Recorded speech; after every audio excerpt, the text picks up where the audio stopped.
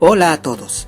Este jueves 28 de marzo a las 3 de la tarde se va a llevar a cabo el partido entre Deportivo Garcilaso y Comerciantes Unidos, correspondiente a la 9ª fecha del torneo Apertura de la Liga 1 de Apuesto 2024.